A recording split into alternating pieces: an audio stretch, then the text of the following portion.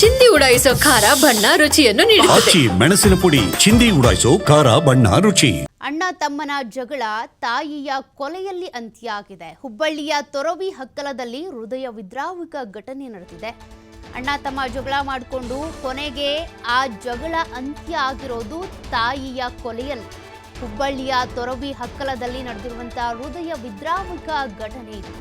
ಪದ್ಮಾ ಚಲೂರಿ 45 ವರ್ಷದ ಮಹಿಳೆ ಹತ್ಯೆ ಆಗಿರೋದಿಲ್ಲ ಅಂದ್ರೆ ಕೊಲೆ ಮಾಡಿದ್ದಾರೆ. ಸಲೂನ್ ಇಟ್ಕೊಂಡು ಜೀವನ ಸಾಗಿಸ್ತಾ ಇದ್ರು ಅಣ್ಣ ತಮ್ಮ.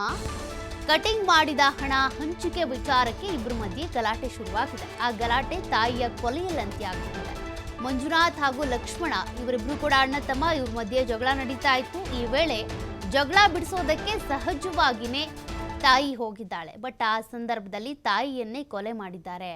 ಕಿಟಕಿ ಗ್ಲಾಸ್ ತೆಗೆದುಕೊಂಡು ತಾಯಿಗೆ ಚುಚ್ಚಿ ಕೊಲೆ ಮಾಡಿರೋದು. ತಾಯಿ ಪದ್ಮಾ ಅವರನ್ನ ಕೊಲೆಗೈದಂತ ಮಗ ಮಂಜುನಾಥ್. ತೀವ್ರ ರಕ್ತಸ್ರಾವವಾಗಿ ತಾಯಿ ಪದ್ಮಾ ಸ್ಥಳದಲ್ಲೇ ಸಾವನ್ನಪ್ಪಿದ್ದಾರೆ. ಇಬ್ಬರು ಸಹೋದರರನ್ನ ಪೊಲೀಸರಿಗಾಗಲೇ ವಶಕ್ಕೆ ಪಡೆದಿದ್ದಾರೆ.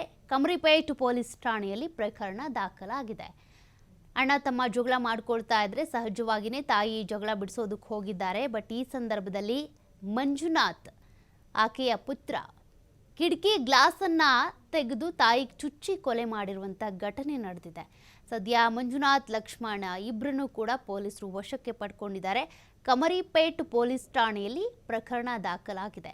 ಪಾಪ ಇಬ್ಬರ ಜಗಳದಲ್ಲಿ ನೋಡಿ ತಾಯಿ ಕೊಲೆಯಾಗಿದ್ದಾರೆ.